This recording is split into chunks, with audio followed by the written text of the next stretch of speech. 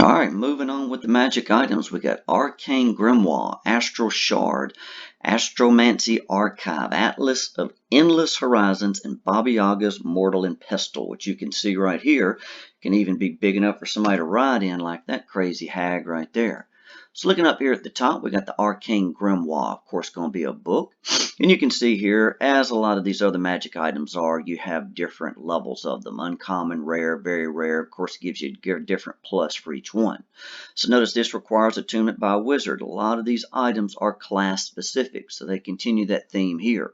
While you're holding this leather-bound book, you can use it as a spell casting focus for your wizard spells, and you gain a bonus to spell attack rolls and the saving throw DCs of your wizard spells. So we see items just like this doing other things for other classes too. The bonus is determined by the book's rarity. There's your 1, 2, 3.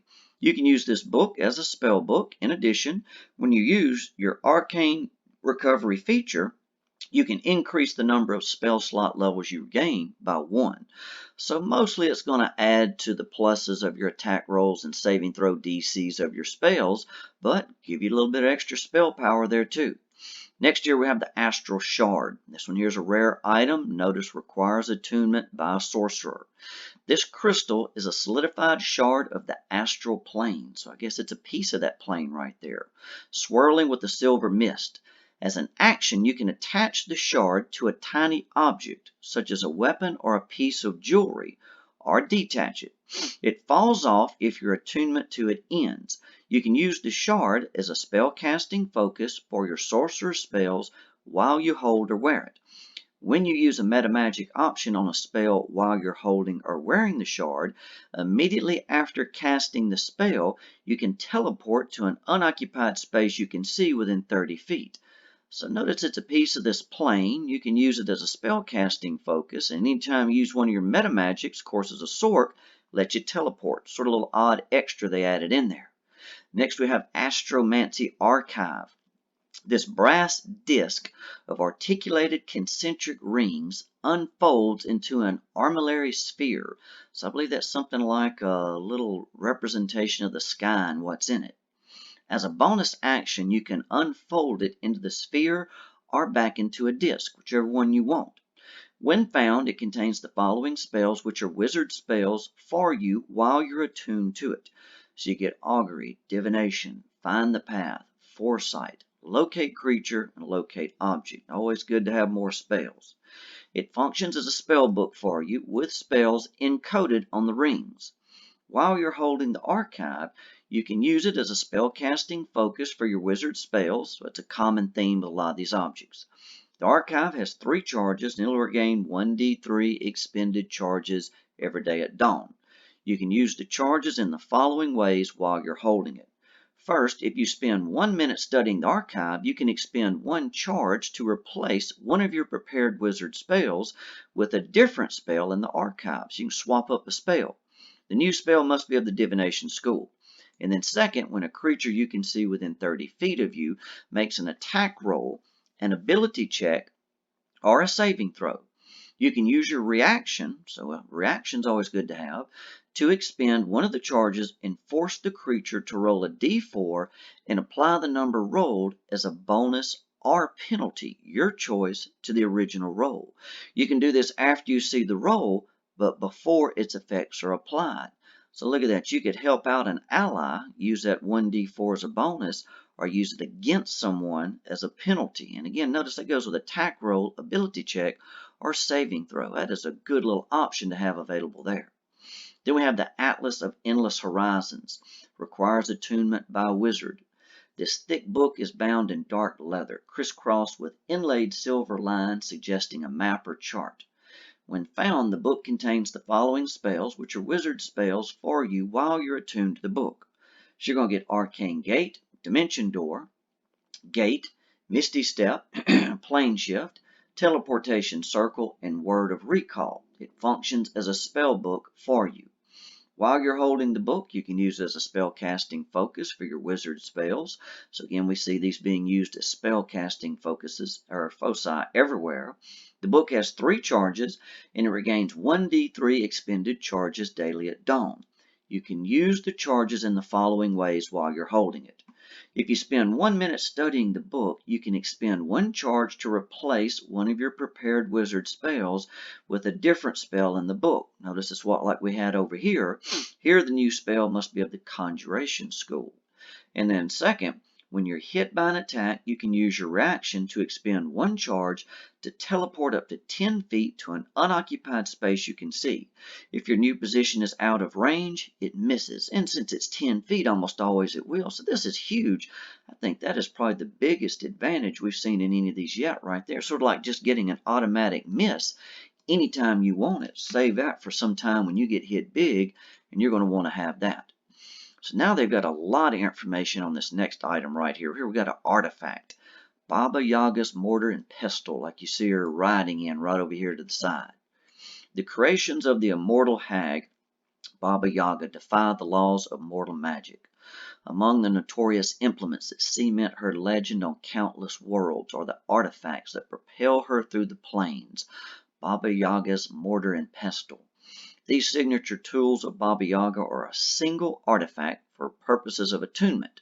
Should the two objects become separated, the pestle appears next to the mortar at the next dawn. So it looks like you'll never have to worry about losing it. Random properties. This artifact has the following random properties, which you can determine by rolling on the tables in the artifact section of the DM's guide. So 2 minor, 1 major, and then 1 minor detrimental property after those beneficial. So now we have properties of the mortar. We got the pestle second. The mortar is a tiny wooden bowl. However, the mortar increases in size to accommodate anything you place inside, expanding if there's enough space up to large size. So anywhere from tiny up to large, just depending on how big the material is you want to put in it, meaning even a large creature could go in there too. Properties of the pestle. The pestle is a 6-inch long, worn wooden tool. Once during your turn while you're holding the pestle, you can extend it into a quarterstaff or shrink it back into a pestle, no action required. As a quarterstaff, the pestle is a magic weapon that grants +3 bonus to attack and damage rolls made with it. The pestle has 12 charges. When you hit with a melee attack using the pestle, you can expend up to 3 of its charges to deal an extra 1d8 force damage for each charge expended. The pestle regains all expended charges daily at dawn, so pretty good little quarterstaff weapon there. Perfect tools. While holding the mortar and pestle, you can use your action to say the name of any non-magical plant, mineral, or fluid, and an amount of the material worth 10 gold pieces or less. The mortar instantly fills with the desired amount of that material. You're just going to automatically pop into existence any of this stuff you want. Once you use this action, you can't do so again until you finish a short or long rest. You can also use the artifact as alchemist supplies, brewer supplies, cook's utensils, an herbalism kit, and a poisoner's kit. So this thing has a lot of uses. You have advantage on any check you make using the artifact as one of those tools. Always great there. Primal parts. As an action, while the pestle and the mortar is within 5 feet of you, you can command the pestle to grind. So it'll grind for you automatically. For the next minute or until you use your action to verbally command it to stop, the pestle moves on its own, grinding the contents of the mortar into a mush or fine powder that's equally useful for cooking or alchemy. So it's like your own little automatic blender here. At the start of each of your turns, whatever's in the mortar takes 4d10 force damage. Now remember, this thing can grow large enough to fit a large creature inside of it. So I think that's where they're going with this damage. If this reduces the target's hit points to 0, the target is reduced to powder, pulp, or paste as appropriate. So just going to completely destroy something. Only magic items are unaffected. So look at that. Only magic items won't be affected by it. Everything else will. If you wish, when the pestle stops, you can have the mortar separate its contents like powdered bone. Well, yeah, you put something living in it there. Crushed herbs, pulped organs, there you go, into separated piles. So kill some kind of large creature and separate the contents. Traverse the night. If you're holding the pestle while you're inside the mortar, and again remember, it'll hold up to a large object. So there you see you're sitting in it right up there at the top. You can use your action to verbally command the mortar to travel to a specific place or creature. You don't need to know where your destination is, but it must be a specific destination. Not just the nearest river or Red Dragon's lair, but say a specific river.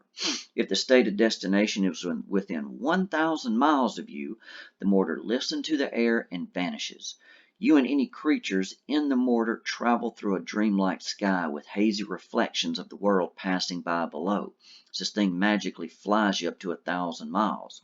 Creatures might see images of you streaking through the sky between your point of origin and the destination. You arrive at the location 1 hour later, or if it's night, 1 minute. So look at that, 1,000 miles in a minute, not bad. Bones know their home. When you command the mortar to travel, you can instead throw out the dust or paste of something ground by the mortar and name a location on a different plane of existence or a different world on the material plane. If that material came from a creature native to the named plane or world, the mortar travels through an empty night sky to an unoccupied space at that destination, arriving in 1 minute. So this thing's largely about travel right here.